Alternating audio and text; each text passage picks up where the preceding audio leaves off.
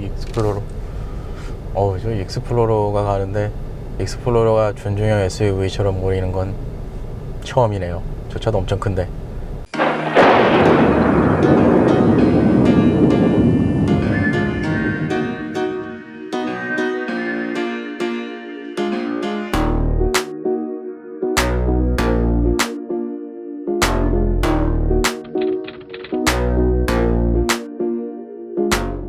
반갑습니다. 평범한 사람들 티본입니다. 오늘의 시승차 포드 익스페디션 모델입니다.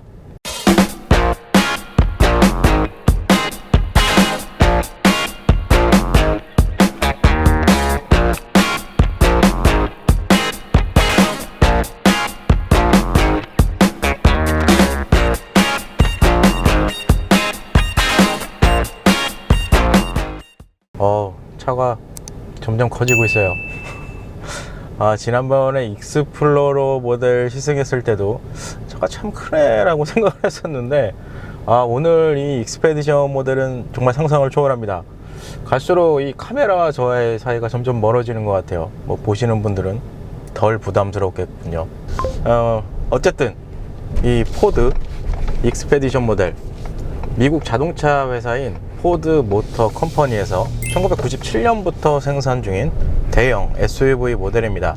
링컨 내비게이터 그리고 포드 픽업 트럭과 같은 플랫폼으로 제작이 된 차량이기도 합니다. 어떻게 보면 포드에서 생산하는 차 중에 가장 큰 SUV 모델이라고 보시면 될 것 같아요. 그러니까 플래그십 SUV를 맡고 있는 모델이 이 익스페디션 모델이라고 할 수 있을 것 같은데, 그래서 1997년 1세대 모델 출시 이후에 현재는 4세대 모델을 판매 중에 있고요. 한국 시장에는 2021년 3월에 올해 초네요, 출시를 했다고 합니다.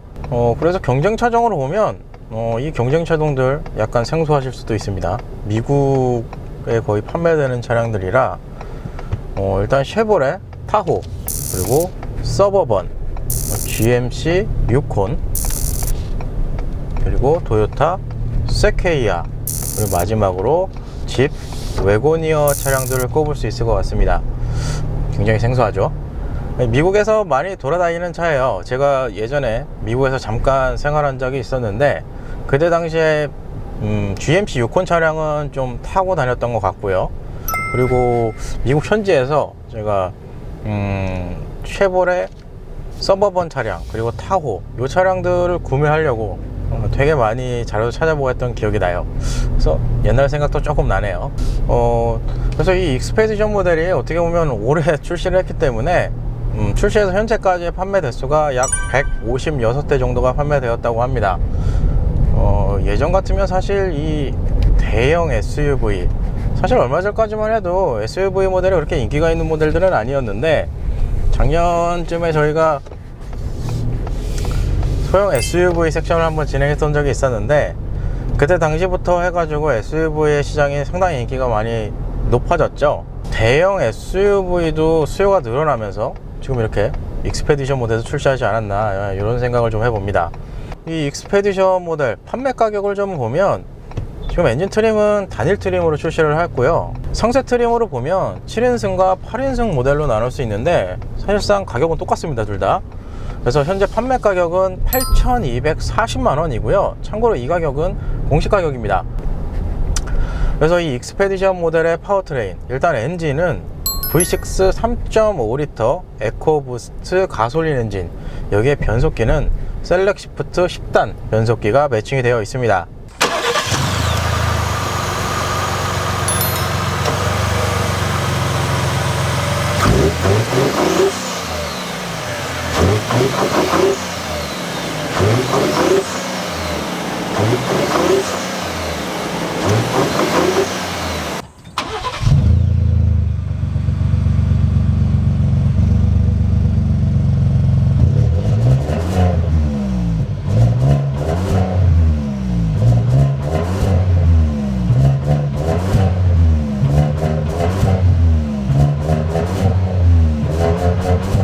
그래서 최고 출력 405마력, 최대 토크 66kg 포스미터 스펙을 가지고 있고요. 여기에다가 후륜구동 기반의 파트타임 4륜구동 시스템까지 적용이 되어 있다고 합니다. 사실 3.5L 가솔린 엔진인데 토크가 지금 66이거든요. 이 수치만 보면 웬만한 디젤 차량들을 넘어서는 수치거든요. 그래서 오늘 조금 이 달리기 정도 좀 기대가 되긴 해요. 근데 이게 차가 원체 무거워서 이 공차 중량이 지금 2.6톤 수준이고요. 복합 연비는 7.4km 리터당 이렇게 형성이 돼 있어요.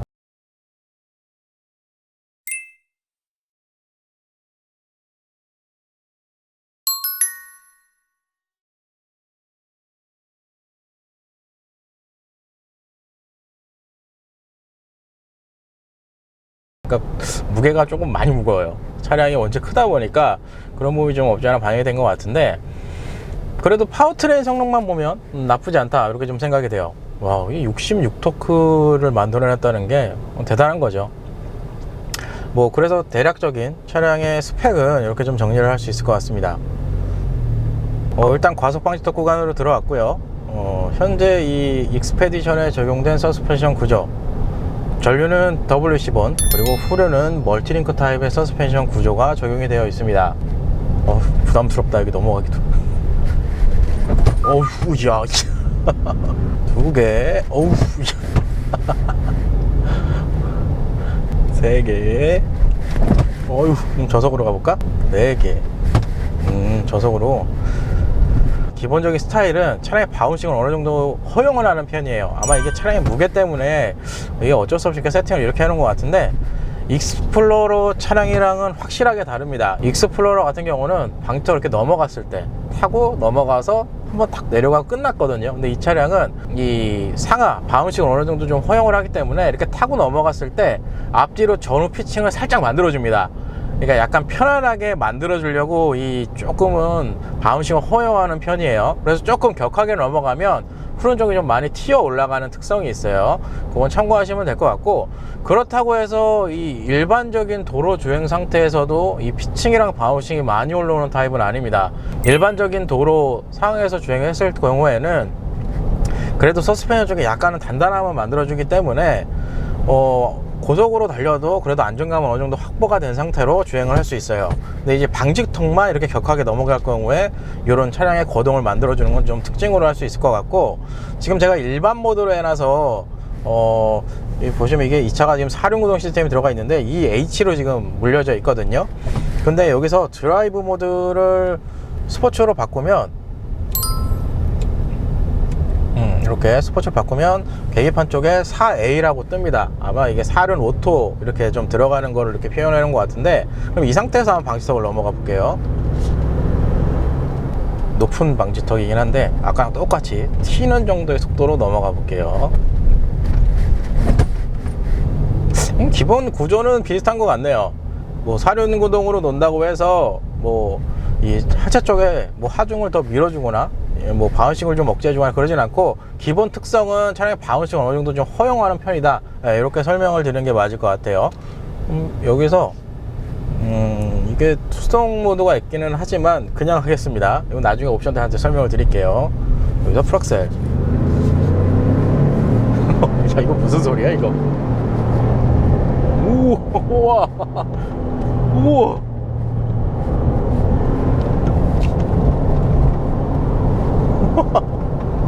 여기서 방지턱 이게 튀니까 천천히 이런 식으로. 이 차량 같은 경우는 상하 바운싱을 좀 허용해서 약간의 편안한 승차감을 어떻게든 만들어 주려고 세팅을 해 놓은 것 같아요. 그렇다고 뭐 예전에 저희 채널에서 영상 올리고 엄청 욕먹었던 모델이 G4 엑스턴인데, 그 차량처럼 일상적인 주행에서도 계속적인 이 바운싱이 들어가지는 않습니다. 그러니까 일상적인 주행에서는 괜찮고 방지턱 구간에서는 뒤에랑 전륜 쪽이 바운싱이 들어가서 이 피칭이 조금씩 올라오는 그런 스타일이다, 이렇게 이해를 하시면 될 것 같아요. 그리고 아까 짧은 와인딩 구간이지만 코너 쪽 잠깐 달려봤는데, 좀 특이한 건 이 차량이 V6 엔진이 적용이 되어 있거든요. 근데 이 V8의 이 엔진과 배기음, 그런 소리가 납니다. 예전에 제가 미국에 잠깐 있었을 때 이 포드 픽업 트럭이 V8 엔진이 달린 모델이 있거든요. 그 차 시동 걸고 이렇게 막 배기 그리고 엔진음 그런 들어봤는데 그 음색이 똑같은 음색을 만들어줍니다. 이건 좀 특이해요. 근데 이거는 저속 구간에서 만들어주고 고속으로 올라가면 V6 엔진의 엔진 음색이 들려오는 거, 그건 참고하시면 될 것 같아요. 근데 아까 토크 부분에 대해서 가솔린 엔진 치고 상당히 큰 토크를 만들어 준다, 뭐 이렇게 설명을 드렸었는데, 확실하게 이 파워트레인 성능은 스펙상으로도 그렇지만 성능적으로 상당히 좋습니다. 2.6톤이 되는 차체를 이렇게 밀어붙이는, 아까 코너도 너무 빨리 진입을 해서 그 짧은 구간의 속도가 그만큼 빨리 올라갔어요.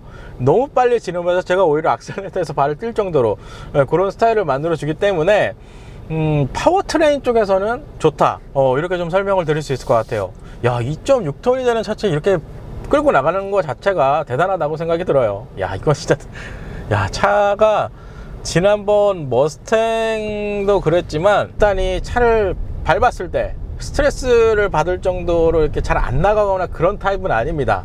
이 포드 차량이 전체적으로 이 파워트레인 쪽은 그래도 어느 정도 좀 대응을 해주는 것 같아요. 사실 이게 2.6톤이 아까 넘어가서 되게 묵직하고 조금 더딜 거야 라고 생각했는데, 의외로 코너 쪽에서도 약간은 날렵한 느낌도 줍니다.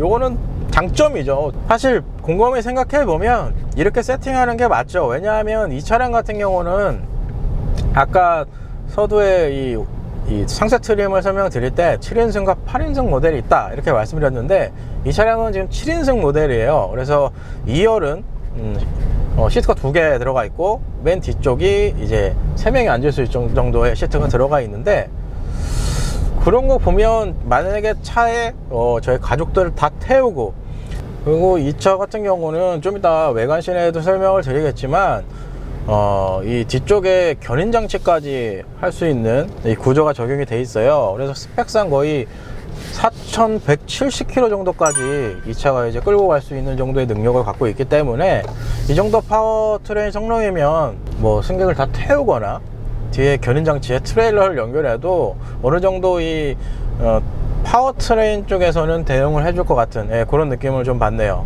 야, 이거 차 진짜 잘 나가는구나. 이게 어떻게 이렇게 세팅을 해놨지? 그러면 1열 실내 옵션을 좀 설명 드려볼까요? 일단 첫 번째, 이 실내 공간, 지금 보시는 것처럼 상당한 실내 공간이 나옵니다. 지난번 익스플로러 차량도 차가 엄청 넓구나 이렇게 생각을 했었는데, 저 메인 카메라를 조작을 하려면 일단은 차를 세워야 됩니다. 너무 멀리 있어요. 그리고 이 시야각도 보시면 알겠지만 제가 오늘따라 상당히 멀리 있을 거예요. 그만큼 이 가로 폭 사이즈도 어느 정도 나오고, 이 거주성 부분에서도 엄청난 공간을 확보해 주기 때문에 실내 공간에서는 상당히 넓다, 일단 이렇게 표현할 수 있을 것 같습니다. 일단 전면에 보이는 계기판, 8인치 디스플레이가 적용된 클러스터 계기판이 적용이 되어 있고요. 지난번 익스플로러랑 마찬가지로 타코미터와 스피드미터는 아날로그 타입이 들어가 있습니다. 근데 좀 특징은 익스플로러보다는 상당히 큽니다. 그래서 그런지 모르겠지만 시인성은 정말 좋아요. 이 숫자가 정말 잘 보여요. 거기에다가 이 가운데에 들어가 있는 8인치 디스플레이, 정말 다양한 정보를 이렇게 설정할 수 있습니다. 지금 이렇게 보시는 것처럼 게이지, 보기, 타이어, 공기압 정말 많아요. 이쪽에 또 견인 관련 메뉴도 들어가 있기 때문에 여기 뭐 동력 배분, 오프로드, 되게 많은 설정을 할 수 있게끔 제공을 해줍니다. 오히려 여기에 있는 기능들이 여기에 들어가 있지 않고 이쪽으로 다 몰아놓은 느낌도 있지만, 어쨌든 뭐 기능적인 면에서는 지난번에 익스플로러 때도 말씀드렸지만 굉장히 심플하고 직관적이고 사용하기 편하게 잘 해놨어요. 이거는 장점이라고 할 수 있을 것 같고요. 계기판 좌측에는 헤드라이트 그리고 조명 관련 다이얼과 버튼류들이 마련이 되어 있습니다. 그리고 그 헤드라이트 조작 다이얼 아래쪽에 전자식 파킹 브레이크 시스템까지 적용이 되어 있고, 그 옆에 있는 건 페달을 이제 조절할 수 있는 버튼도 마련이 되어 있어요. 그리고 기본적으로 1열 쪽에는 이 메모리 시트 그리고 1열에 전동 시트까지 적용이 되어 있습니다. 이거는 기본 구성인데 좀 특이한 건 마사지 시트까지 들어가 있더라고요. 요거는 여기 설명하면 한번 설명을 드릴게요.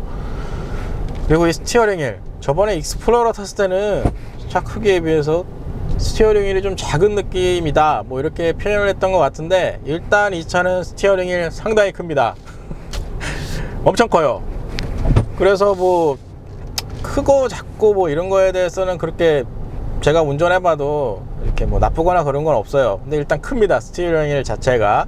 그래서 여성분들이 운전하면 이렇게 거의 앉다시피 하면서 운전을 하셔야 될 것 같아요. 그만큼 스티어링 휠 사이즈는 크고요. 지금 이쪽에 보이시는 것처럼 스마트 크루즈 컨트롤, 그러니까 어댑티브 크루즈 컨트롤 기능까지 들어가 있습니다. 하지만 조금 아쉬운 건 핸들 조향은 없어요. 참고하시면 될 것 같고, 이 스티어링 휠은 전동식 방식이 들어가 있어서 틸트와 텔레스코픽을 자동으로 조정할 수 있습니다. 지난번 익스플로러랑 같은 구성인 것 같아요. 그리고 센터파시아에 보이는 디스플레이, 8인치 디스플레이가 적용이 되어 있고 싱크3 시스템이 탑재가 되어 있습니다. 기본 구성은 지난번 익스플로러 모델과 동일한 구성이라고 할 수 있을 것 같고요. 지난번이랑 구성은 비슷한데 조금 특이한 건, 아까 마사지 시트가 있다고 말씀을 드렸잖아요. 여기에 시트라는 아이콘이 하나 더 들어왔어요. 그래서 시트 쪽에 들어가면 마사지를 딱히 뭐 조절하고 상세하게 뭐 세팅 값을 바꾸고 이런 건 없는데, 그냥 키거나 끄는 이런 방식인 것 같고, 높음 낮음 이렇게 되어 있는데 뭐 이런 식으로 조작을 할 수 있는데, 이 마사지 시트는 그냥 있다라는 거에 의의를 두시길 바랍니다. 그렇게까지 시원하지는 않고요. 그냥 누군가 내 몸을 두드리는 정도? 그런 방식으로 조작이 돼요.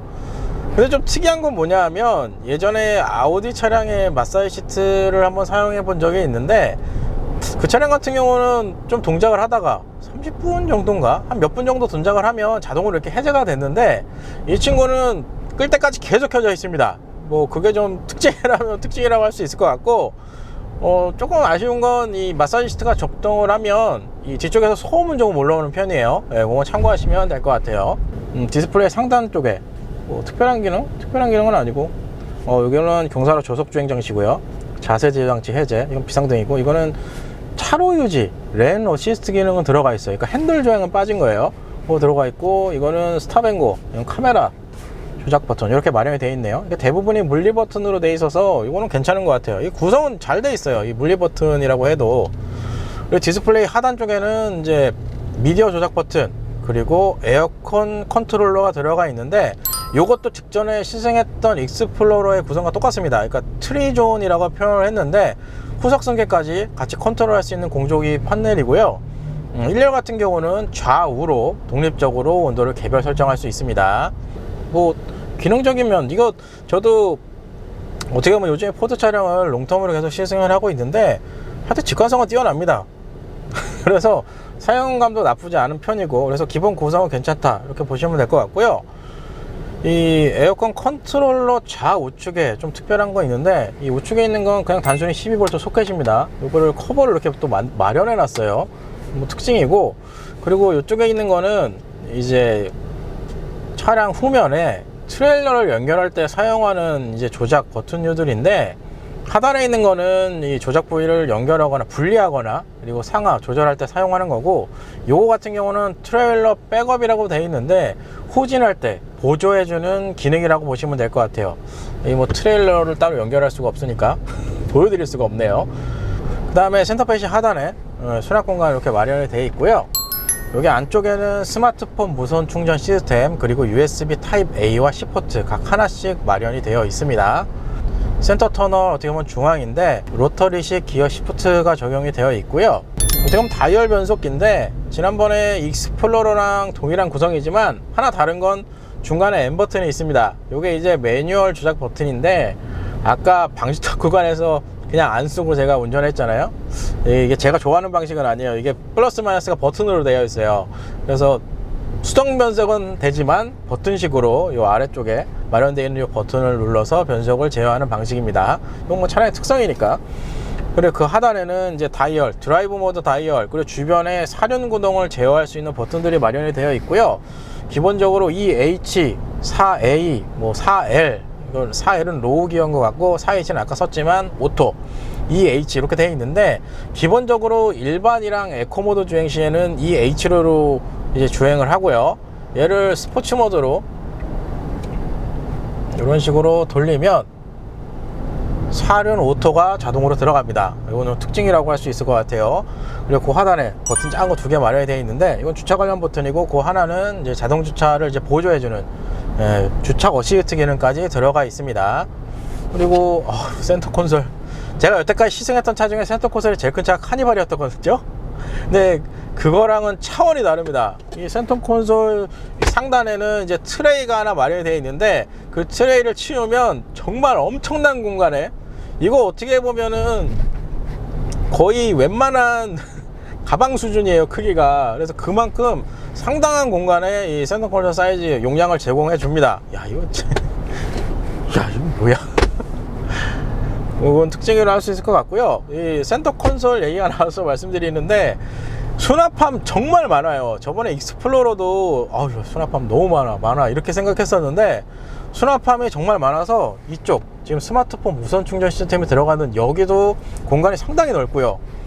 컵홀더는 뭐 일반적인 사이즈고, 여기 위에도 수납함, 그리고 도어 1열 좌우에 이 도어 하단에 들어가 있는 수납 공간도 상당히 넓습니다. 이 웬만한 일반적으로 들어있는 이 수납함 사이즈는 아니에요. 그래서 그건 좀 장점이라고 표현할 수 있을 것 같아요. 그리고 상단에 파노라마 선루프도 적용이 되어 있고요. 이걸 뭐 표현을 문 루프 이렇게 표현을 해놨더라고요. 그만큼 개방감은 상당히 좋습니다. 추가로 설명 안 드린 게 또 뭐가 있을까요? 이 차 도어 오픈하는 방식이 상당히 특이합니다. 보통 이렇게 레버가 있는데, 여기 도어 하단 안쪽에 이렇게 제끼는 레버가 있어요. 요걸로 당겨서 여는 방식이에요. 요거는 좀 처음 보는 방식이고, 그리고 지금 여기 보시는 조수석의 대시보드 같은 경우는 2단으로 열리게끔 되어 있어요. 이거 예전에 그 카니발 차량에서도 있었던 기능인데, 이게 4세 들어오면서 카니발 차량은 또 빠져버렸죠. 그리고 대시보드, 이 시트 가죽, 지금 보시는 것처럼 대시보드 상단에도 전부 다 가죽 마감이 되어 있고, 이 운전자석 시트 같은 경우는 의외로 앉았을 때 좀 편안한, 약간은 푹신푹신한 스타일이에요. 그래서 운전했을 때는 좀 좋아요. 약간 이렇게 쿠션감이 있어서 이건 좀 괜찮은 구성인 것 같고요. 그래서 뭐 차량의 기본적인 실내 옵션은 이렇게 좀 설명을 드릴 수 있을 것 같습니다. 그리고 사운드 시스템이 뱅앤올러슨 사운드 시스템이 적용이 되어 있는데, 이거 좀 특징으로 얘기할 수 있는 게, 한번 들어볼까요?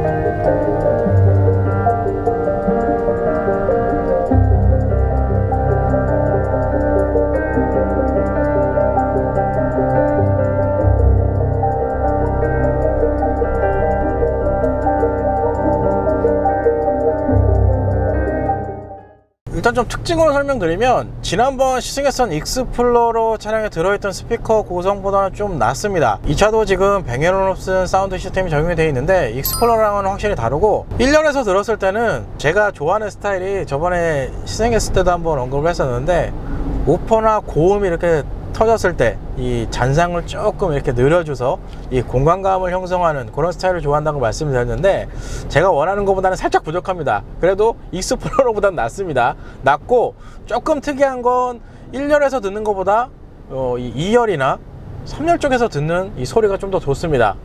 이게 서라운드 식으로 이렇게 들려오고, 우퍼가 후석석들이 들었을 때가 더 좋을 거예요, 울림이. 그래서 그런 특징은 좀 있어요. 그러니까 1열보다는 2열이나 3열 쪽에 들었을 때 사운드 시스템에서 좋은 느낌이다, 이렇게 설명을 드릴 수 있을 것 같아요. 일단 큰 도로로 나왔고요. 일단 드라이브 모드는 스포츠로 되어 있군요.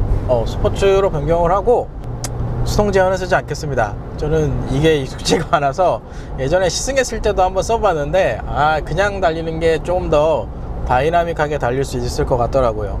이 버튼은 개인적으로 좀 아쉬워요. 이 패드 시프트 넣어주면 좋은데. 지금 이 상태에서 한번 가속감 테스트를 진행해 보도록 하겠습니다. 풀악셀. 와, 진짜 잘 나간다.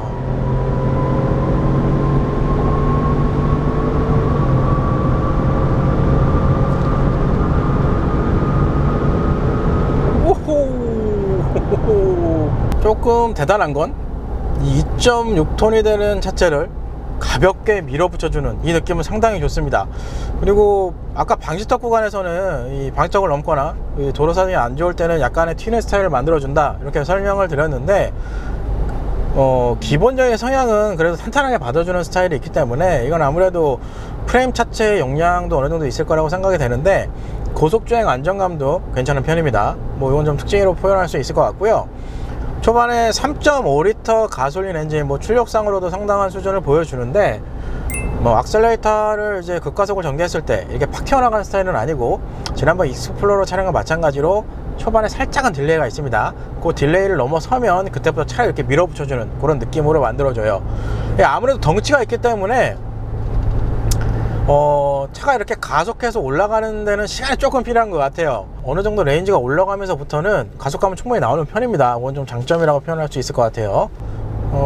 좀 전에도 설명 한번 드린 것 같은데, 저속 구간에서 나오는 이 배기 사운드 상당히 매력적입니다. 근데 뭐 그렇다고 배기가 이렇게 크거나 그러진 않는데, 저속에서 이 웅웅거리는 소리가 V8 엔진에서 나오는 배기음처럼 들려서 그건 괜찮은 것 같고요. RPM이 어느 정도 올라가면 그 엔진음은 사라지는 좀 특성은 있어요. 개인적으로 이 익스페디션 모델도 V8 엔진이 달렸으면 참 좋을 것 같은데, 뭐 어쨌든 차량에 그런 특성은 좀 있고요. 저속에서부터 토크가 이렇게 뿜어져 나오기 때문에 기본적으로는 달렸을 때 뭔가 불편하거나 답답하거나 그런 느낌은 전혀 없습니다.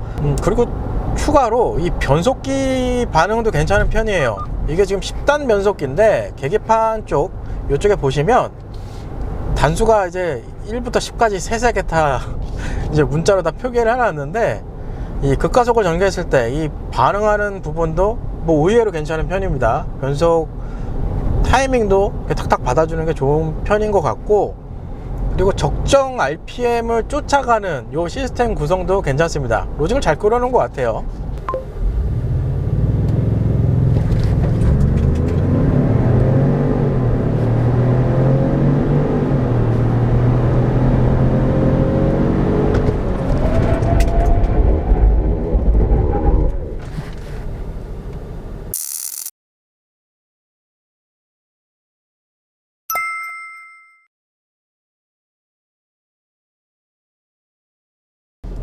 일단 제로백 성능부터 먼저 확인을 해 보겠습니다.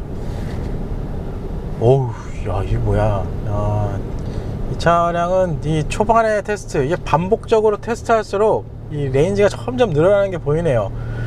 일단 제로백은 제일 빨리 나온 베스트 랩이 7.57초입니다 그래서 그럼 보면 거리로 보면 128m 정도가 나왔고요. 그러니까 2.6톤이 되는 차체를 8초대로 끊는 것 자체가 대단하다는 생각이 들어요. 아까 가속감 테스트 구간에서 말씀드렸지만, 일단 차가 치고 나가는 이런 느낌을 상당히 잘 만들어 줬기 때문에 이 가속력 부분에서는 괜찮다, 이렇게 좀 설명을 드릴 수 있을 것 같아요. 야, 이 2톤이 되는 차를 어떻게 이렇게 끌고 나가지? 일단 그렇고, 이제 제일 궁금한 겁니다. 제동력 테스트를 한번 확인해 볼게요. 와, 이거 뭐야. 제일 빨리 나온 게, 잠깐만요, 이게 지금 데이터가 거의 비슷하게 나와서, 잠시만요. 처음 깨진 게 거리상으로 가장 짧습니다. 그러니까 제가 테스트할 때 자료를 이렇게 띄워 드리는 건, 제로백 같은 경우는 초 단위로 제일 빨리 나온 베스트 랩을 선정을 하고요. 제동력은 제동거리를 베스트 제동거리로 선정을 합니다. 그건 참고하시면 될 것 같아요. 그래서 제일 짧은 게 지금 44.7m 이렇게 나왔습니다. 시간으로 보면 3.4초 정도 나왔는데, 2.6톤 무게를 감안하면 그래도 어느 정도 수긍 할 만한 브레이크 시스템이다 이렇게 생각이 돼요. 이 44m면 공교롭게 직전에 시승한 익스플로러가 베스트 제동거리가 43m네요 그러니까 비슷한 성능의 이 제동 시스템이 나왔는데, 근데 반대로 생각하면 이 차량은 무게가 훨씬 더 무겁습니다. 그런 거 감안했을 때 괜찮다 이렇게 좀 생각이 되네요. 앞으로 어떻게 보면은 이 익스페디션 차량이 이제 기준이 될 것 같아요. 이 차보다 무거운 차가 앞으로 좀 시승 계획, 내비게이터가 있구나. 뭐 그 차량도 있겠지만 거의 다 대부분 이렇게 큰 차량들 시승 계획이 그렇게 많지는 않을 거거든요. 그렇기 때문에 앞으로 이 익스페디션을 기준으로 브레이크가 좋다 안 좋다를 이제 평가하도록 하겠습니다. 그래서 결론적으로 말씀드리면 가속감 부분은 좋습니다. 3.5L 이 에코부스트 엔진 자체가 2.6톤이 되는 이 거대한 차체를 지닌 이 익스페디션 모델을 끌고 나가는 이런 부분에 대해서는 장점이라고 좀 꼽을 수 있을 것 같아요. 잘 만들어 놓은 것 같아요. 제동력은 개인적으로는 조금 더 땡겨줬으면 좋겠다라는 생각도 들지만, 왜냐하면 이 차는 혼자 타는 것보다 누군가를 태우거나 아니면 이제 트레일러를 끌거나 이런 용도로 좀 사용하시는 분들이 많을 수도 있을 것 같은데, 그런 거 감안하면 개인적으로 생각을 하면 조금 더 브레이크 성능을 좀 잡아줬으면 좋지 않았을까 라는 생각도 들지만, 그거 이외로 차량의 무게 그리고 이 차량의 성향 이런 것들을 생각했을 때 그래도 수긍할 만한 정도의 이 제동 성능이 나오지 않았을까, 이렇게 좀 정리를 할 수 있을 것 같아요. 어쨌든 이렇게 해서 주행씬은 마무리가 될 것 같고요. 그리고 외관씬으로 넘어가 보도록 하겠습니다.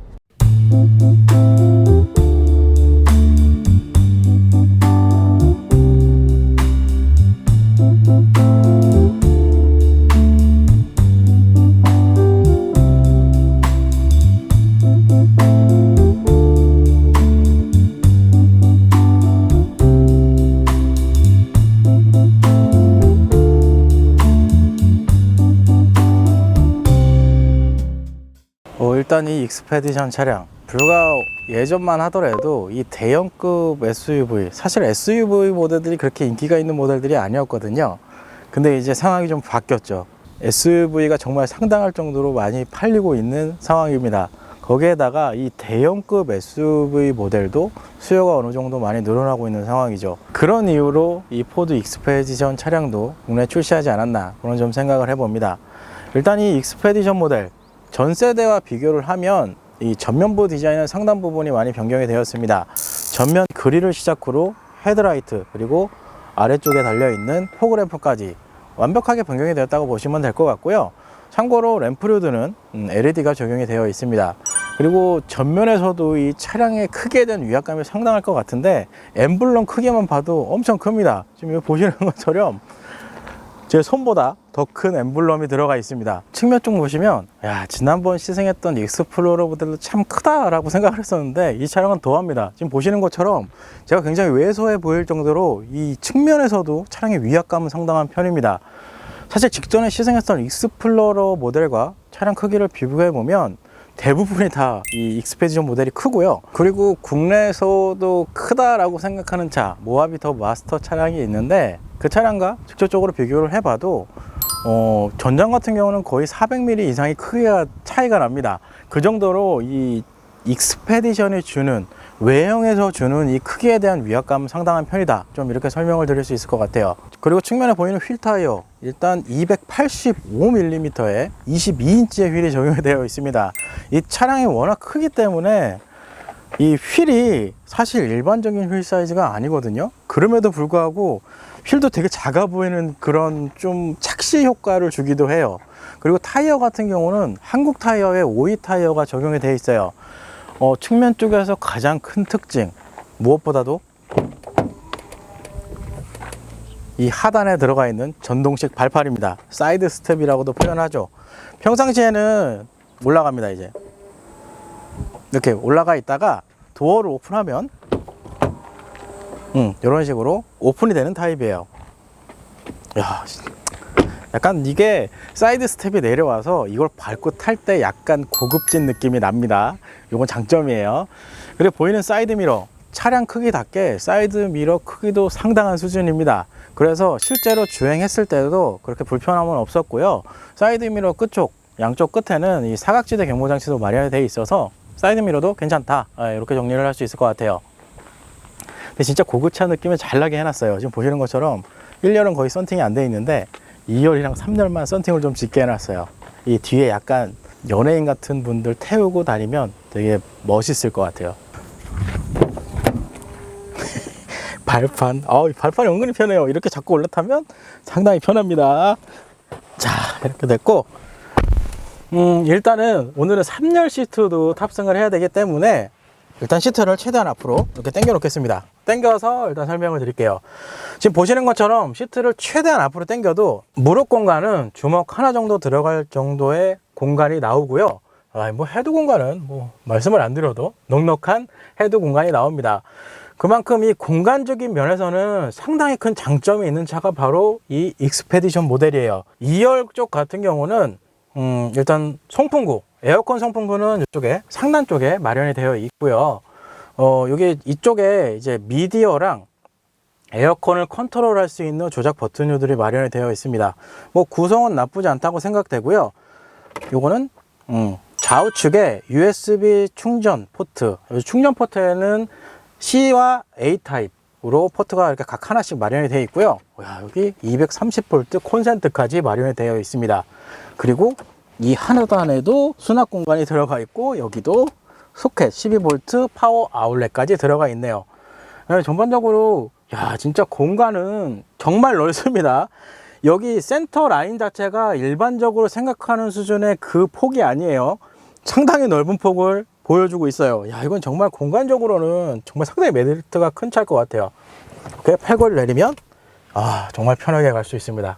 그럼 이 상태에서 이렇게 시트를 세팅해 놓은 상태에서 3열로 한번 이동해 볼게요. 머리 공간 같은 경우는 머리는 닿지는 않는데 머리카락이 스치는 정도의 이 공간이 나오네요. 아까 제가 탑승을 해서 설명했듯이 최대한 앞으로 밀어놓은 상태예요. 그 상태에서 보면 무릎 공간은 주먹 2개 이상 들어갑니다. 3열에 이렇게 공간이 넓은 거는 진짜 대단하네요. 거기에다가 이쪽에 좌우측에 이 버튼이 마련이 되어 있는데 이런 식으로 각도 조절도 됩니다. 이렇게 보이는 것처럼 이런 식으로. 그리고 이쪽에도 좌우측에 수납할 수 있는 공간은 상당히 넓고, 그 안에 USB 타입 A 충전 포트가 좌우에 하나씩 마련이 되어 있습니다. 에어컨 송풍구는 이쪽에 상단 쪽에 또 마련이 되어 있네요. 근데 이렇게 진짜 타고 가도 되겠네. 조금 의외인 게 뭐냐면 보통 3열에 앉으면 여기가 뜨거든요. 근데 이 차는 그래도 붙습니다. 그건 좀 장점이에요. 공간적으로 따지면 이 뒷좌석 거주성 이런 부분은 최대 장점이라고 할 수 있을 것 같아요. 일단 후면 디자인, 전면 쪽이랑 다른 게, 이거 익스플로러랑 비슷한 느낌인데 전면 쪽은 그래도 약간 차량의 위압감도 느껴지고 크기도 느껴지고 되게 세련되게 다듬어지고 이런 느낌을 주는데, 후면은 의외로 약간 심심한 기분이 듭니다. 개인적으로 이쪽 라인, 그리고 요 뒤에 유리, 그리고 요 라인들, 요거만 보면 기존의 익스플로러의 느낌도 많이 납니다. 하지만 전폭 부분에서 상당히 넓습니다. 좀 특징이라고 할 수 있을 것 같아요. 그리고 이쪽 하단에 지금 이 커버가 있는데, 지금 이거를 뜯어도 되나요? 이렇게 하단에 견인고리까지 설 수 있도록 마련해 놨습니다. 그래서 이 하단에 견인고리 장치까지 마련이 되어 있는데, 무게로 따지면 4173kg의 트레일러까지 끌 수가 있습니다. 어떻게 보면 이 차량의 파워트레인 성능, 그리고 프레임 자체의 역할이 큰 것 같아요. 그리고 좀 지나갔지만 테일램프, 그리고 기본적인 램프들은 LED가 적용이 되어 있습니다. 트렁크는 여기입니다. 여기 버튼이 있고요. 누르면 이렇게 전동식으로 오픈이 됩니다. 지금 3열 시트는 제가 펼쳐놓은 상태고요. 전동으로 이런 식으로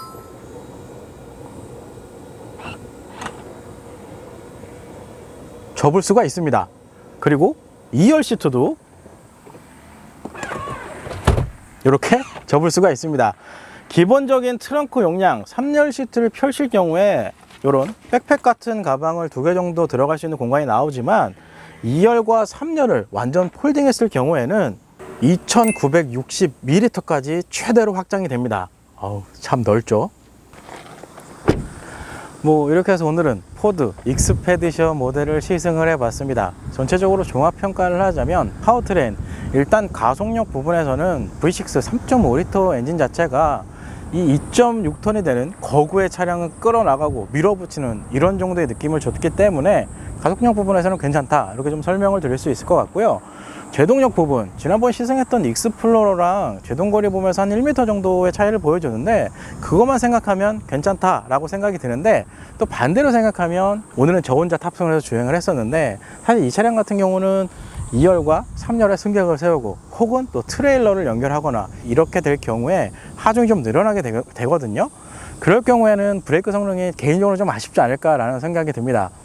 그리고 승차감 부분, 일상적인 주행에서는 그래도 무난한 승차감을 보여줍니다. 대신 여기 변수가 있는데, 장점으로 따지면 고속주행 안정감은 괜찮은 편이에요. 차량 크기랑 이런 거에 비해서는.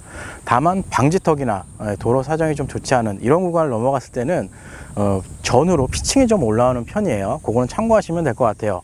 아무래도 차량 무게가 있기 때문에 그 무게를 서스펜션으로 다 받아서 한 번에 상쇄시키기는 조금 힘들지 않았나 그 생각이 들어요.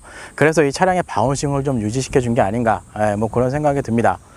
그리고 실내 공간, 아까 오면서도 옵션을 설명드렸지만 일단 가장 큰 장점은 수납 공간이 정말 많습니다. 거기에다가 넓은 거주성까지 확보가 돼 있어서 이 공간 자체에 대해서는 실망하실 분은 전혀 없을 거라고 생각이 돼요. 그리고 무엇보다 장점은 웬만한 요즘에 SUV들 준대형급 봐도 3열은 거의 포기해야 되는 경우가 있거든요. 시트가 상당히 불편하거든요. 허벅지가 좀 뜨고 이래서. 하지만 이 차는 3열 시트에 앉아도 굉장히 편안한 승차감을 만들어 주기 때문에 이 부분은 되게 장점이지 않을까, 이렇게 생각을 해봅니다. 전시장에 한번 방문을 해보시면 이 평촌 전시장 같은 경우는 시승차가 대부분을 다 구비해 놓고 있거든요. 혹시나 익스플로러를 사러 가시는 분들 절대 이 차를 보지 마십시오. 이 차 보면 생각이 많이 바뀌실 겁니다. 차량 가격이 조금 많이 올라갈 거예요. 제가 예전에 시승했던 차 익스플로러가 6천만 원대였는데 이 차량은 앞자리가 지금 8로 바뀝니다. 그거를 감안하셔서 차를 좀 보시길 바랍니다. 무엇보다도 이 차량에 그동안 관심이 있다 하시는 분들 있으면 시승을 꼭 해보시길 바랍니다. 차량의 외형이 상당히 크기 때문에 이 운전이 그렇게 능숙하지 않은 분들에게는 상당히 부담스러울 수 있는 차체일 수도 있어요. 그건 감안하시면 될 것 같고, 전반적으로 이 차량의 컨셉, 이런 것들을 봤을 때, 사실상 국내에 판매하는 차량 중에 이 정도 급에 나오는 차량이 없어요. 링컨의 내비게이터, 곧 시승을 하겠지만, 그 차량을 제외하면 이 정도의 크기를 가지고 있는 차? 캐딜락, 에스컬레이더도 있긴 하군요. 그러니까 이런 차가 선택할 수 있는 이 브랜드가 많지가 않습니다. 그거를 감안하고 가격과 이런 실내외 옵션 구성들을 보면 그래도 메리트가 충분한 차량이지 않을까, 그런 생각이 좀 들어요. 어쨌든 이렇게 해서 오늘은 포드 익스페디션 모델을 시승해 봤습니다. 다음 시간에는 더 재미있는 차량으로 찾아뵐 수 있도록 하겠습니다. 끝!